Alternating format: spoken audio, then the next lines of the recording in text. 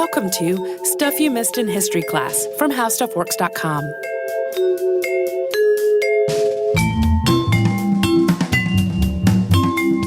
Hello and welcome to the podcast. I'm Holly Fry. And I'm Tracy V. Wilson. As we have been saying a lot, because we're into it and it's exciting and we want you along with us, we are going to Paris this summer. It's very exciting. It's so exciting. So in early June of 2019, we are jaunting off to Paris to do a fun trip where we're going to explore a lot of the places that were important during the French Revolution. And you too can come along with us. If you are interested in checking that out, you can go to our website, missedinhistory.com. Look at the menu bar at the top of the page. One of your options to click on says Paris trip! And if you do that, you will be passed through to the website that will handle bookings. You can check it out, see where all we're going to go and the fun things we're going to do. And if that is for you, you can come with us and we will all laugh and laugh and laugh. And like I've said before, I will cry at many things because I find things like museums and historical places very moving. Yeah. One of my friends has noted that a lot of pictures on the website where the bookings are happening are of food. And yes, we also plan to enjoy a whole lot of French food. Oh, yes. I'm already scouting out restaurants to take my husband on a date while we're there. So this is the second of a two-parter about Gustave Eiffel. So I suggest you listen to the first one first before this, or this might feel abrupt. And you may not appreciate the journey he went on to become the iconic builder that he ended up being. And we talked, as I said, in the part one about Gustave Eiffel's early years, and that leads straight into today's show, in which we are going to talk about some of his most famous works. So just as a quick link up, as you'll recall, if you listen to that first part, when we closed that out, the employee that he had trusted to be his representative in Latin America and South America died, and Eiffel had made the decision to completely pull out of his overseas business. As Eiffel's work ended in South America, there were larger contracts coming in Europe. First, in 1875, Eiffel was tasked with creating a new terminus building for the Austrian railways station at Pest, Hungary. That's now Budapest. It was a 3 million franc project, and the new building was constructed around the old one to avoid a service disruption. When the new station was nearing completion, the old one inside of it was demolished, and then the last phase of construction was completed. One of the big stands that Eiffel took in this design was asserting that the structural elements of the building should not be hidden, but should be incorporated into the design. He felt like his plans for the station, quote, carefully brought out the role and the nature of the various materials as clearly as possible. Yeah, he had really championed ironwork as an important structural material. And he thought, why are we hiding it? It's making our buildings stronger. we could make this part of the design. And just a few months after the project for the station at Pest was contracted, Eiffel's firm won another large contract, this one in Portugal. And the competition for this bridge project for the Portuguese railway company had been fierce.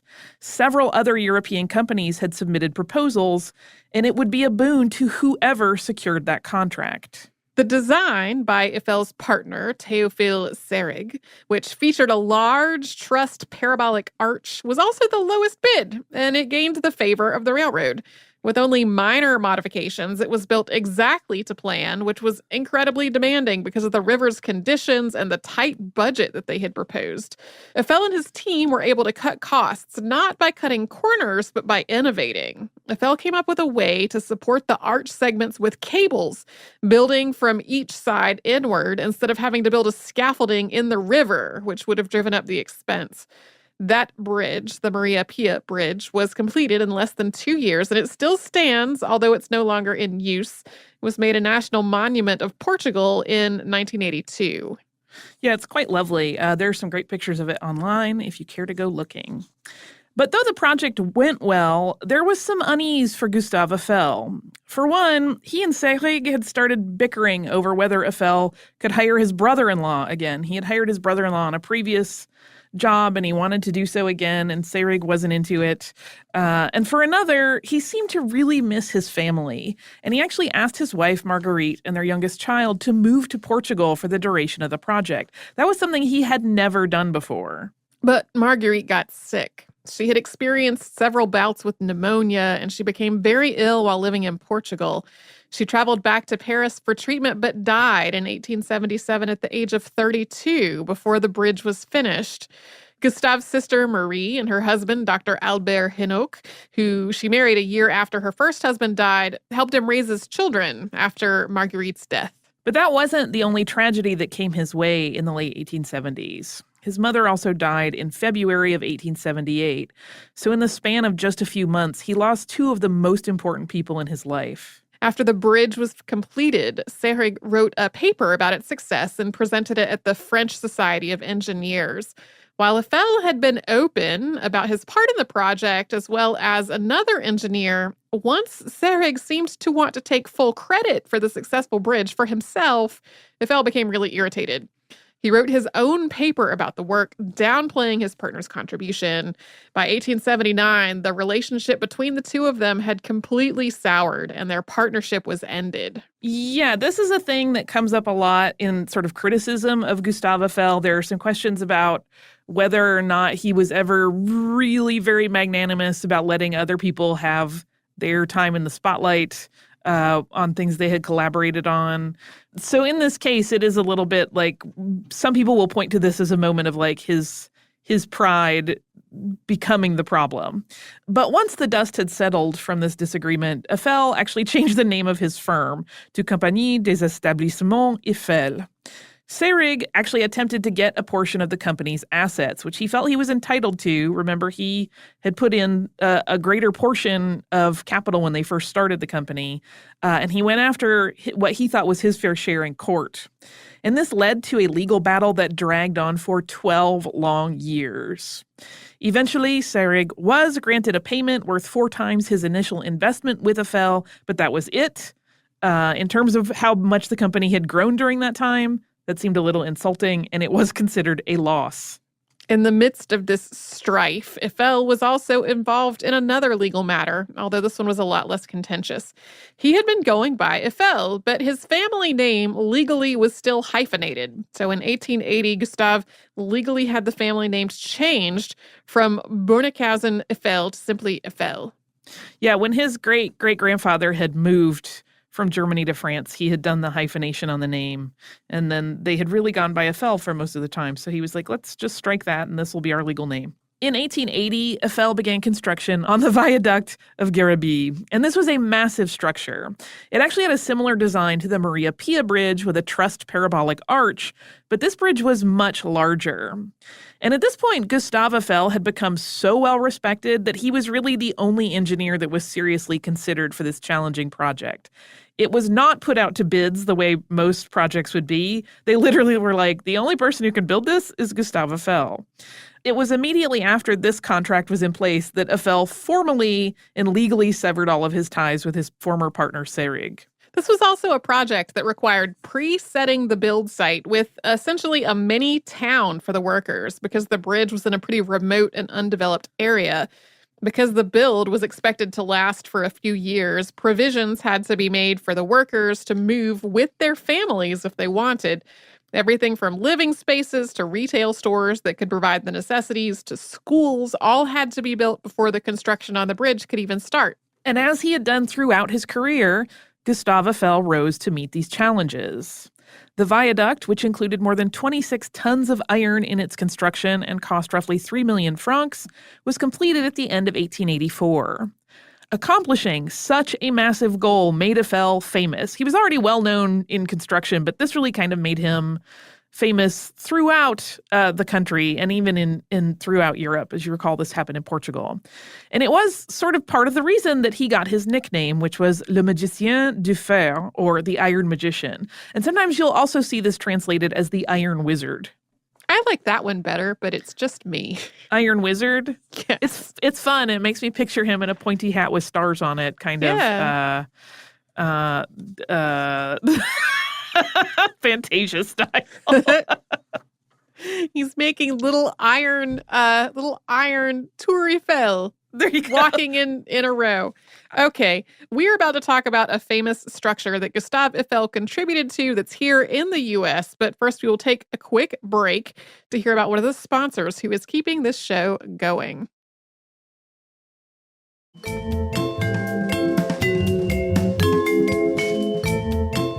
While Eiffel's firm continued to work steadily, the next high-profile job that he worked on was actually the Statue of Liberty Enlightening the World. That was the original title for that piece, even though we these days just call it the Statue of Liberty.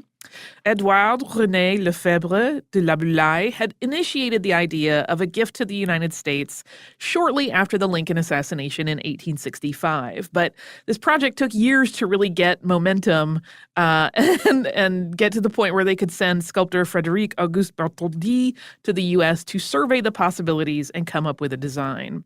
This statue is often cited as a gift of the French government to the United States, but it was actually not from the government. It was funded by private donors, the people of France, who all gave their money so that they could share this moment of sort of brotherhood and support, the only exception being a fairly sizable donation from the city of Paris. Architect Eugène Viollet-le-Duc initially started work on the engineering of the structure, and with his guidance, the head had been completed in time to be displayed at the 1878 Exposition Universelle. But Viollet-le-Duc died in the fall of 1879, and it was Gustave Eiffel that was the replacement. Eiffel developed a skeletal support plan for this massive sculpture and designed the stairwells within so that the observation area would be easy to reach. And because the statue was going to be so very exposed when it was installed in New York, Eiffel took great care to plan it with an eye towards stability, even in forceful wind gusts. So the copper sheeting that's used on it, each piece is anchored to the interior framework. None of those sheets are simply riveted to an adjacent sheet or sheets, and none of the sheets are load-bearing in any way. As we mentioned in our Emma Lazarus episode, there were some issues with putting together the financial capital on the U.S. side of things to complete the pedestal where Lady Liberty would eventually stand. As a consequence, the team working on the statue in France slowed down their production rate toward the end of the build, while the United States worked to raise the money to finish their construction. But eventually, everything, of course, did come together. And just as he had done with a number of his projects that he had shipped to South America, Eiffel, along with Bartholdi and their teams, took the Statue of Liberty, which they had built in its entirety, apart, breaking it down into 350 component pieces for shipping. And then those pieces were packed into 214 custom crates, loaded on a ship which left France on May 21st, 1885. It took a little less than a month to make it to New York. That ship arrived on June 17th. And after months of unpacking and assembly, the statue was finally fully assembled in April 1886. The dedication ceremony for it was held on October 28th of that same year. As Gustave Eiffel had been working on the iconic French gift to the United States, another project was starting to take root. In the early 1880s, plans began for another Paris Exposition Universelle, this time to align with the 100th anniversary of the start of the French Revolution. By the time things really started to get organized for the event, it was already 1886. So the clock was ticking for an 1889 expo to be put together. Yeah, that's a little tight. Yeah, People had been working on it up to that point, right, but they didn't really have all their pieces in place to be like, now we have a full planning committee, let's make this thing happen. And it sounds like ample time for something on a smaller scale, but not something as massive as these expositions were. Yeah. And exactly when the idea of a tower as the centerpiece of this show came into being is a little bit fuzzy. But in May 1886, an announcement was published in the government paper asking for submissions of ideas to build an iron tower for the expo. There were specific needs included in this announcement. It had to be built on the Champ de Mars, and it had to be 300 meters tall with a 125-meter square footprint. And all submissions had to be submitted within 16 days of this announcement. So they only had 2 weeks and a tiny bit of change to get their designs made, drafted, and submitted. If those requirements seem very, very specific, it's because they were. They perfectly matched a design that Eiffel had ready to go. Two of his engineers, Maurice Coquelin and Émile Nouguier, had already been working on the tower design along with architect Stéphane Sauvestre. Their earliest sketches of it date back to 1884, 2 years before the Minister of Science and Industry published this call for submissions. It was absolutely no surprise that among the 100 submissions for the tower contract was a design from Eiffel's firm. There were actually more submissions than that. That was like the narrowed down, these are the serious ones. After a month of analysis of these various proposals, it was determined that only Eiffel's team had a workable design.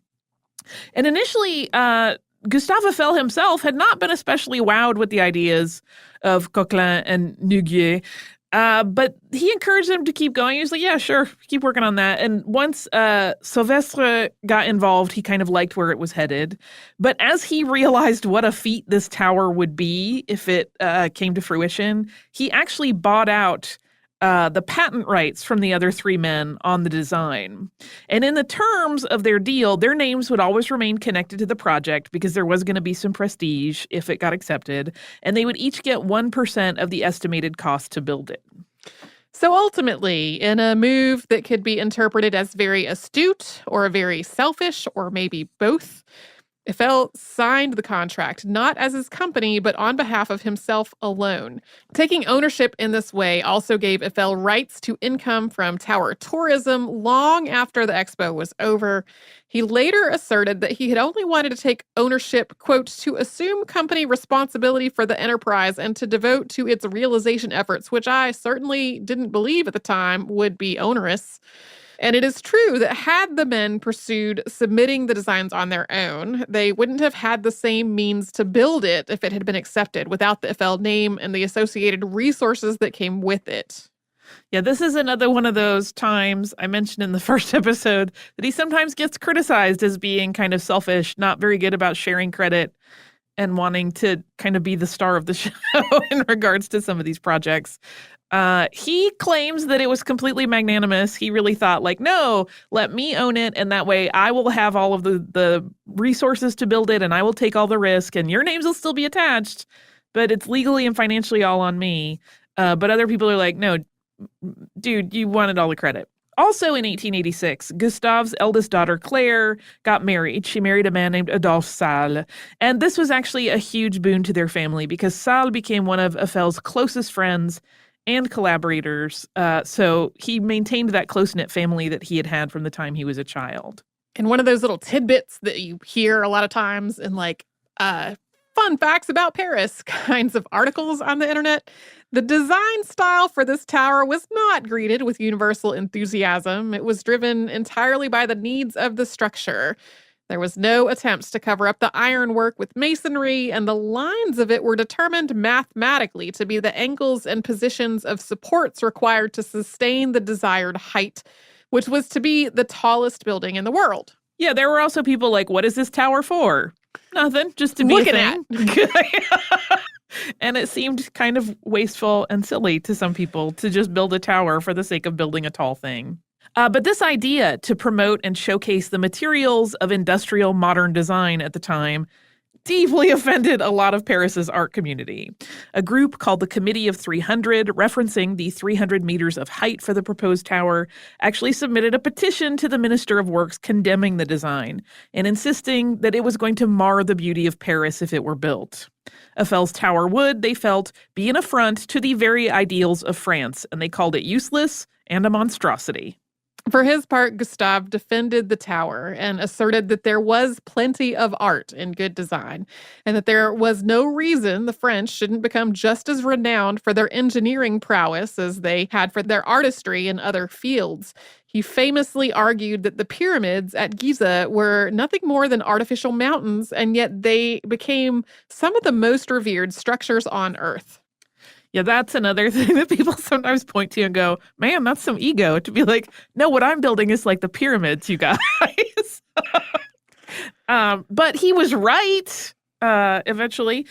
So despite the detractors, though, construction did begin in January of 1887. And throughout the next 2 years of the build, Eiffel and his critics continued to trade barbs. Even after it was completed, the complaints continued for a bit. Writer Guy de Maupassant, who had been one of the men who spearheaded the petition committee, allegedly ate lunch in the restaurant at the base of the structure every day because he claimed that was the only place that he could eat where he would not be seeing Eiffel's eyesore. You just have to see it the whole time you're going there. Yeah. Well, he claimed that he wasn't safe anywhere in Paris. Like, Everywhere he went, he just saw this horrible thing he hated. So at least if he was in the horrible thing he hated, he wasn't looking at it. We will get to some of the specifics of the Exposition Universelle Tower in just a minute. But first, we will take a quick sponsor break.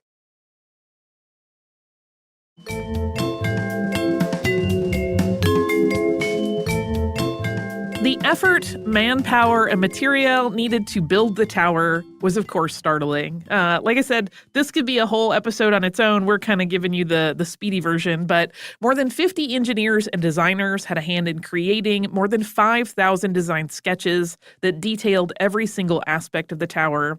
150 workers at Eiffel's factory at Levallois-Perret manufactured the needed pieces, which were then carted to the Champ de Mars and assembled by worksite crews that ranged from 150 to 300 men. Building on the lessons that Eiffel learned while working on the Statue of Liberty, he made sure that the tower for the Exposition Universelle could withstand wind. The Tour Eiffel can sway as much as 6 inches at the top and is designed to handle that movement. Yeah, it also, you'll see a factoid sometimes that it bends slightly in the sun and it can just rebounds back from that. And one of the interesting aspects of how the tower was assembled, at least to me, was its riveting process. There's a great description of it on the Tour Eiffel official website that describes it. I'm just going to read what they wrote because they'll do it better than if I try to parse it and rewrite it. And that reads, quote, "First, the pieces were assembled in the factory using bolts, later to be replaced one by one with thermally assembled rivets, which contracted during cooling, thus ensuring a very tight fit. A team of 4 men was needed for each rivet assembled, one to heat it up, another to hold it in place, a third to shape the head, and a fourth to beat it with a sledgehammer. Only a third of the 2.5 million rivets used in the construction of the tower were inserted directly on site." When the tower was completed, it was an almost instant popular success. Almost 2 million people visited the tower, which served as the gateway to the exposition, and for the first time, the Exposition Universelle made rather than lost money. Yeah, that was always like not a profitable enterprise. Like they were basically putting it on to show off all of the many fabulous things that France could do. This was similarly a problem in other places that have had World's Fairs. But fundamentally, they're kind of money pits. But this one, so many people showed up just to see the tower that had been so controversial that they ended up making money. And as the public, and indeed the world, marveled at what Gustave Eiffel had pulled off, criticism from the art community kind of died down. But Eiffel found himself, unfortunately, in a whole other sort of trouble right on the heels of his 1889 exposition success. In 1887, while working at his now famous tower, Eiffel had agreed to build one of the locks in the Panama Canal. This put him in business with Ferdinand de Lesseps, who we mentioned on the first part of this two-parter. And by the way, for Bravo fans in the crowd, yes, that's the same family. Yes. Those of you that didn't get that, ignore it. It's not important. But there is a de Lesseps involved in one of the Bravo shows, yes, related to Ferdinand. I'm going to say I said that, and I don't know. So to set the stage on why this was a problem, we actually have to go back a little bit to 1879 when de Lesseps became president of the Compagnie Universelle du Canal Interoceanique. In 1880, shares of that company were offered to the public as a way to drum up funding to build this canal. And de Lesseps was hoping to once again find the success that he had achieved with the Suez Canal with this venture, which would excavate a ship canal along the narrow isthmus of Panama. But the whole enterprise was a huge and tragic failure. De Lesseps had not managed things well. He had really not studied historical exploration of the area, which revealed it to be exceedingly unwelcoming. He also had only made personal visits to the area during the dry season and had no sense of the dangers of the rainy season. 20,000 men died while working on the canal, due primarily to malaria and yellow fever. Even as men were dying in large numbers in Panama, de Lesseps was recruiting new workers in France. Yeah, so there was just one, ignorance, kind of willful ignorance in the mix, and 2, just some kind of gross behavior of like, oh, lots of people are dying. I better go get more guys and not really tell them how dangerous this whole thing is.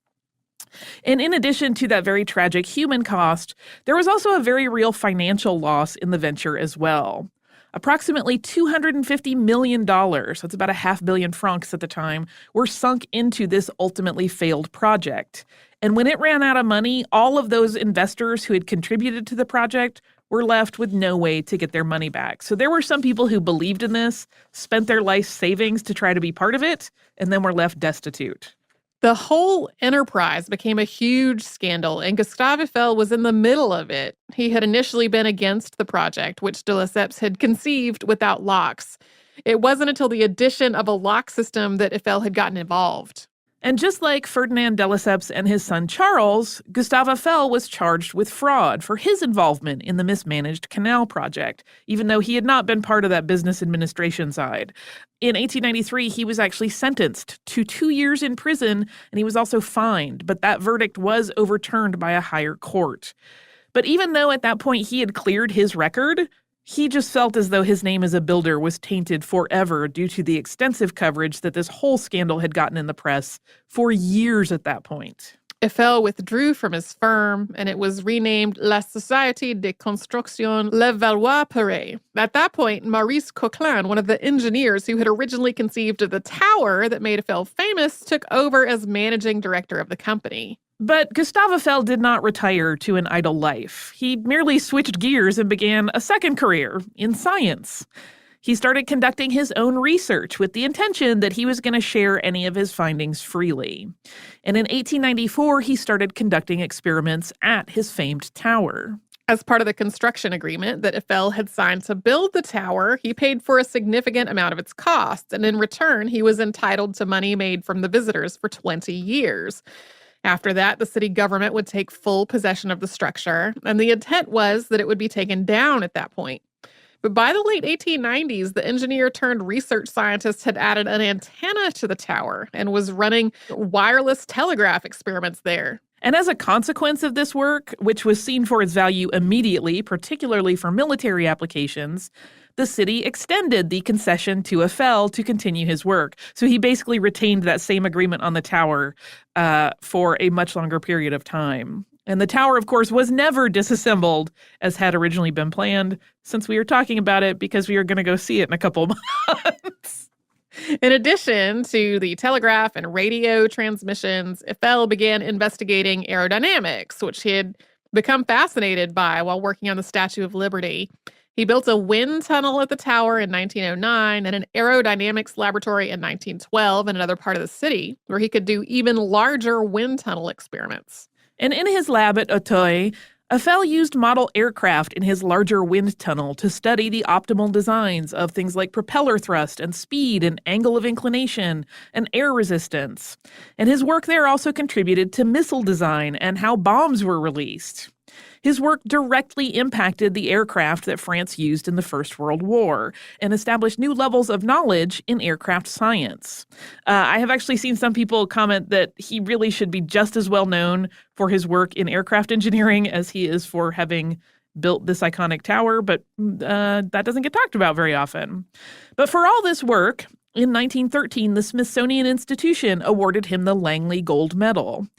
Just as he had been in engineering bridges and other structures, Eiffel was meticulous in his calculations and measurements in aerodynamics, which Alexander Graham Bell said, quote, have given engineers the data for designing and constructing flying machines upon sound scientific principles. Eiffel designed a fighter plane in 1917, and his designs, which he distributed without any remuneration, were used to build 2 prototypes by the company that would eventually evolve into Air France. Those designs were eventually abandoned, though. In 1920, Gustave Eiffel actually retired. He was in his 80s at that point, and he spent much of his time in the mansion that he had built for his entire family on the Rue Rabelais. And he wrote his memoirs during this time, but he did not have any intention to publish them. He just wanted the family to have a record of his life and work. And he had this very unique experience. We often talk about people not getting to know how important their work was while they were alive, but he had a sense while he was still alive of the impact that his work had had on the world. Eiffel died on December 27th, 1923, at his home in his mansion. He was 91. 26 years later, his bust was installed at the base of his iconic tower. And the Tour Eiffel remained the tallest building in the world until 1930. And that was when the Chrysler Building in New York City was constructed. There have, of course, been other jockeying for positions of who is tallest. At one point, there was an addition to the top of Eiffel's Tower, which made it tallest again for a second.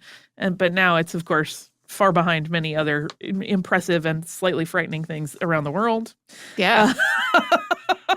But I really was a little taken aback. I didn't realize just how many kind of important structures he had built throughout Europe that have gone, unless you're into engineering history or particularly his biography, people may not realize that a lot of the infrastructure of Europe is particularly, post-industrial age, he was involved in some way. Yeah. Fascinating. Yeah. Cool. And I kind of love him, even though he maybe had some problems sharing credit. But he clearly was also a genius. Yeah. And I appreciate that he was very, very, very obsessed with making sure that all the numbers were correct. Like, I feel like at a time when people were just playing guessing games, trying to put things together and see if they worked, he was like, no, let's actually map all this out on paper and make sure the math is right. And he probably saved a lot of time in terms of like the development of architecture and engineering. Yeah. Like for the world, not just for him. Anyway, clearly I think he's cool. Mm-hmm. You have some cool listener mail? I do. This is from our listener, Kaylee, who is writing us from Devon. I like that because I have a Devon Rex cat. That's maybe super nerdy and not germane at all, but there it is. She is actually writing about sort of our Skellig Michael podcast. She said, I loved your podcast about Skellig Michael, so I thought I'd send you a card from my favorite natural landmark in my area, Brent Tor. The pictured Tor is not part of the moorland, but is the remnant of a volcano back when much of England was under a shallow sea. It's incredibly steep and offers stunning views all around. It's also incredibly blustery, sometimes so windy it is hard to talk. Perfect spot for a church. There are many stories about the struggle to build St. Michael's Church, which has a capacity of 20, some involving the devil and making the church sometimes be referred to as the Devil's Church. Brides used to have to be carried up the steep hill to their ceremony, but it is a beautiful church in a bizarre natural landmark, and I wanted to share it with you briefly. Thank you so much for the show, and hello from Devon. Kaylee, that's a very cool story about a thing I did not really know about at all, so now I want to look that up, and maybe we'll see what happens. If you would like to write to us, you can do so at historypodcast@howstuffworks.com. You can also find us on social media as Missed in History and at the website missedinhistory.com. If you would like to subscribe to the podcast, that sounds like a grand idea to me. You can do that on the iHeartRadio app, at Apple Podcasts, or wherever you are listening. Again, if you're interested and want to get information on our trip to Paris in June, you can do that at our website, missedinhistory.com. Click on the link in the menu bar that says Paris Trip, and you'll get all the info.